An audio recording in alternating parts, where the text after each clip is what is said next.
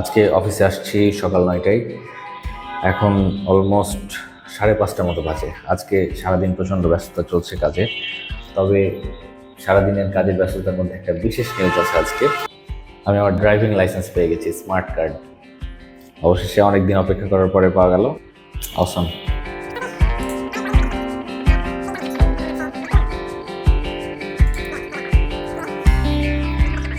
বাইরে প্রচণ্ড বৃষ্টি হচ্ছে। এখন ঘড়িতে বাজে প্রায় রাত 9টা।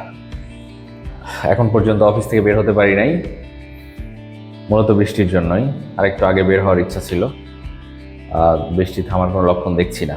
তো ভাবলাম এই সুযোগটাকে কাজে লাগিয়ে আমার ডিপ্রেসিং ফেইল্ড বিজনেস জার্নির সাথে আপনাদেরকে একটু পরিচয় করাই দেই। But first I gonna make some props.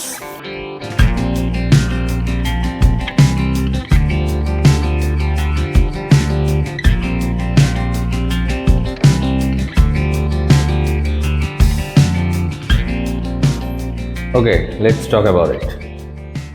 2017 জেস্টি আমরা 3 বন্ধু মিলে একটা ফাস্ট ফুড কার্ট দেই। সেটা ছিল খুলনা ইউনিভার্সিটির সামনে।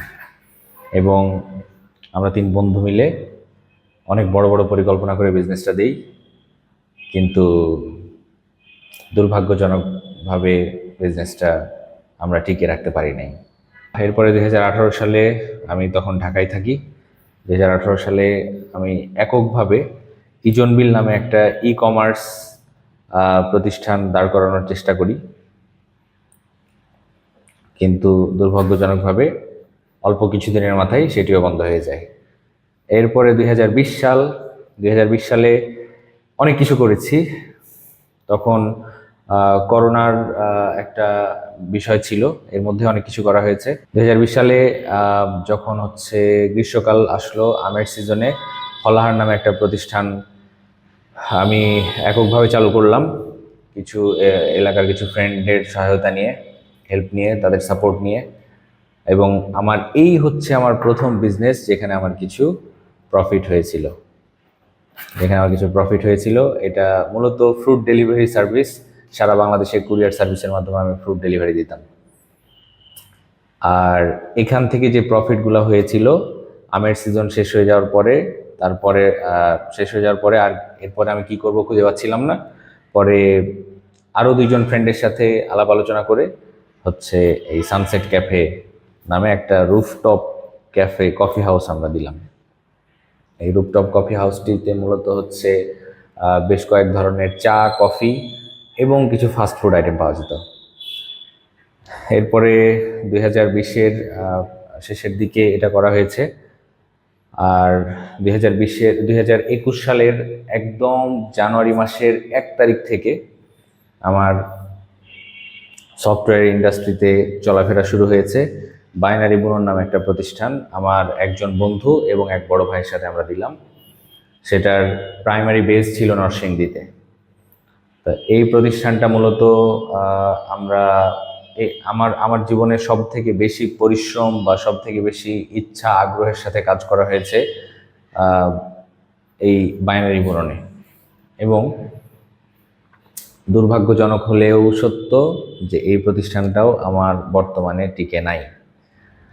আর সানসেট ক্যাফে যখন আমি বাইনারি বুনন দিলাম, বাইনারি বুনন আমরা চালু করলাম, এটা প্রায় 2023 সালের শেষের দিক পর্যন্ত আমরা অনেক কষ্ট করে ধরে রাখার চেষ্টা করেছিলাম, কিন্তু শেষ পর্যন্ত পারি নাই।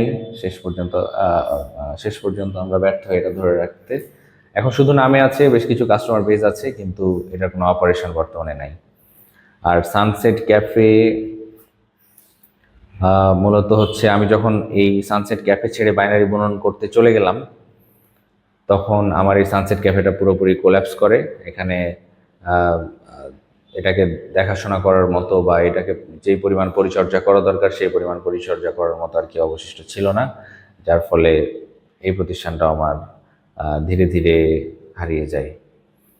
এরপরে 2023 সালের শেষের দিকে আমি নতুন করে কার্যক্রম শুরু করি এবং NLM এককভাবে রাজশাহী চলে আসলাম। এখান থেকে বাইনারি বুনন ব্যর্থ হয়ে যাওয়ার পরে ঢাকা থেকে এখানে আমি ওই সময় ঢাকায় ছিলাম।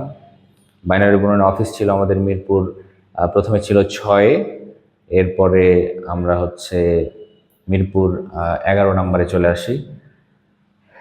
পরে সেখান থেকে আমরা যখন কোনোভাবে এটাই কন্টিনিউ করতে পারলাম না, তখন সেখান থেকে আমি ব্যাক করলাম রাজশাহীতে, আর আমার বাকি যারা পার্টনার ছিল তারা নিজ নিজ জায়গায় ব্যাক করলো। এবার ঢাকা থেকে আমি যখন রাজশাহীতে চলে আসলাম, রাজশাহীতে এসে প্রায় 6 মাস মতো আমি হচ্ছে বাসায় বসেছিলাম, তেমন কিছুই করি নাই। রাজশাহীতে চলে আসার পরে এরপরে ধীরে ধীরে ধীরে ধীরে অল্প ধীরে ধীরে অল্প করে এরপরে ধীরে ধীরে একটা ছোট্ট টিম গঠন করি এবং এই নেক্সট লেভেল মিডিয়ার কার্যক্রম শুরু করি। Next level media officially office নিয়ে কার্যক্রম শুরু হয় 2024 সালের জানুয়ারি মাসের 1 তারিখ থেকে। রাজশাহী বাংলাদেশ ব্যাংকের ঠিক সামনে একটা বিল্ডিংয়ে একটা ফ্ল্যাট ভাড়া নিয়ে ওইখানে আমরা কার্যক্রম শুরু করি। আর আজকে জুলাই মাসের 11 তারিখ, সো আজকে 7 মাস 11 দিন চলে নেক্সট লেভেল মিডিয়ার বয়স। এবং বর্তমানে নেক্সট লেভেল মিডিয়ায় আমি সহ সর্বমোট 13 জনের একটা টিম মিলে আমরা কাজ করছি। সো এই লম্বা জার্নিতে অবশেষে আমার মনে হয় নেক্সট লেভেল মিডিয়া আমরা সফটওয়্যার ডেভেলপমেন্ট নিয়ে কাজ করছি, এবং এই যে এতগুলা বছরের এতগুলা ফেইল্ড অ্যাটেম্পট, 2017 সাল, 18 সাল, 19, 20, 21, 22, 23, 24 সালে এসে এতদিনে কিছুটা স্টেবল হয়েছে। এবং স্টেবিলিটির একমাত্র কারণ আমার কাছে মনে হয় আমার প্রিভিয়াস এই ফেইল্ড বিজনেসের নলেজ। এখন আমি একটা কথা বলতে চাই, যারা বিজনেস স্টার্ট করার কথা চিন্তা করছেন বা বিজনেস করছেন অলরেডি, আমার এই এতগুলা ফেইল্ড বিজনেসের পেছনে আমার কাছে এখন পর্যন্ত সব থেকে ক্রুশাল যে কারণটা মনে হয়েছে সেটা হচ্ছে, যে বিজনেসটা আমি করতে চাচ্ছি সেই বিজনেস সম্পর্কে পর্যাপ্ত জ্ঞান না থাকা খুবই খুবই খুবই ইম্পর্টেন্ট একটা বিষয়। আমি যে বিজনেস করতে চাই সেই বিজনেস সম্পর্কে যদি আমার একদম প্রত্যেকটা বিষয় খুঁটিনাটি জ্ঞান না থাকে, তাহলে ফেইল করার সম্ভাবনাটা অনেক পরিমাণে বেড়ে যায়। এই জন্য যে বিজনেস করার ইচ্ছাই পোষণ করেন না কেন, কোনো বিজনেস যদি শুধুমাত্র টাকা দেখিয়ে প্রচুর টাকা ইনকাম হবে, প্রচুর ফেম হবে, এই ধরনের চিন্তাভাবনা থেকে বিজনেস না করাই ভালো। না হলে আমার মতো এরকম লম্বা টাইম লাইন তৈরি হতে পারে, যেটা ব্যর্থতার টাইম লাইন। আমি চাই আপনাদের ব্যর্থতার টাইম লাইন না হোক, সবার সফলতার টাইম লাইন হোক, প্রত্যেকটা বিজনেস সফল হোক, এই কামনা।